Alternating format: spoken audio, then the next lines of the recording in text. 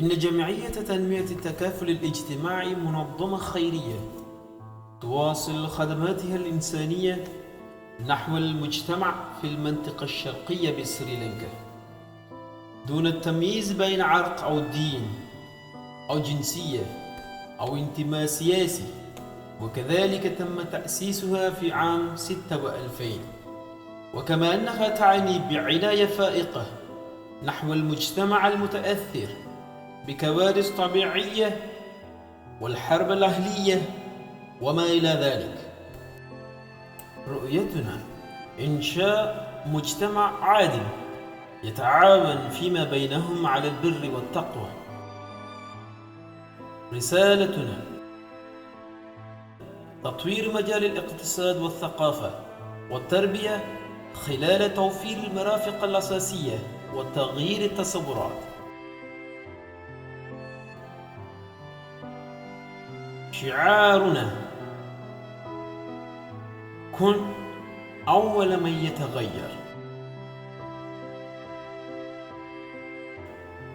والفئة المستهدفة: الأولاد والأيتام والنساء والأرامل والشباب والفتيان والمعوقين والمرضى والنازحين من كارثة السونامي والفيضانات والحرب الأهلية، وكذلك المنبوذين المعرضين والمراهقين بالسن بدون دخل، وكذلك اللاجئين والمشردين.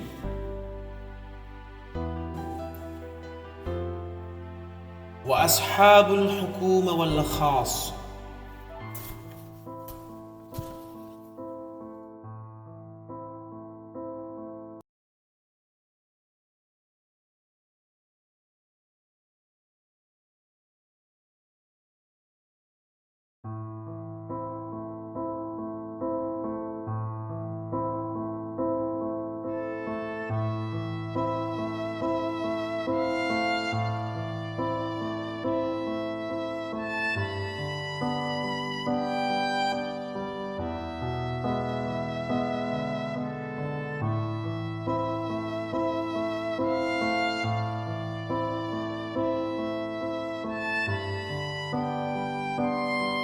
إن دولة سريلانكا قد ضربت عليها الانهيارات الأرضية والفيضانات الغامرة مؤخرا، وأعلن مسؤول إدارة الكوارث في سريلانكا أن الكارثة قد نتجت عن أمطار غزيرة استمرت 3 أيام، وكذلك أجبرت السيول أكثر من 100,000 شخص على ترك منازلهم، وأكثر من 60 شخص للقتل.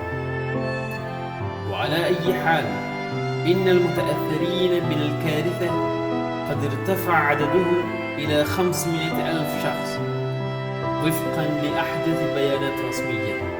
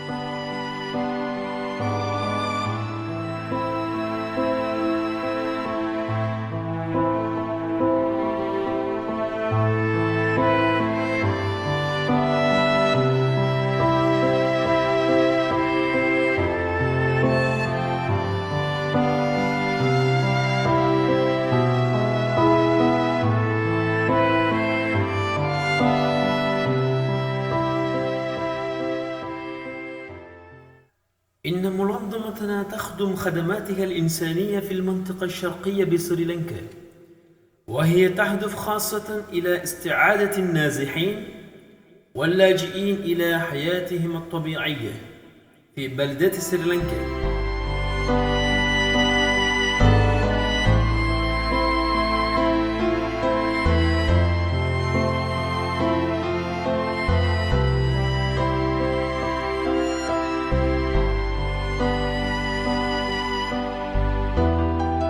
وندعو جميع المؤسسات الخيرية إلى تحقيق سائر احتياجات الناس، التكرم بالتبرع المالي والعين لإنجاز مشاريعنا المرسومة إن شاء الله.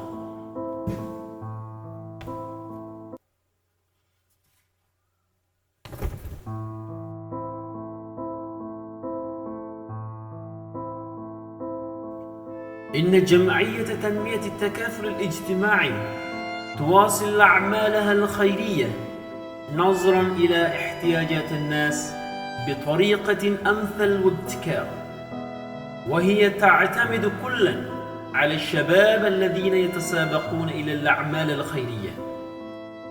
بناءً على هذا ندعو جميع المؤسسات والهيئات الخيرية إلى التكرم بالتبرع المال والعين، ونشكر على حسن تعاونكم الدائم معنا، وأفاض الله عليكم بوافر رزقه وخير ثوابه.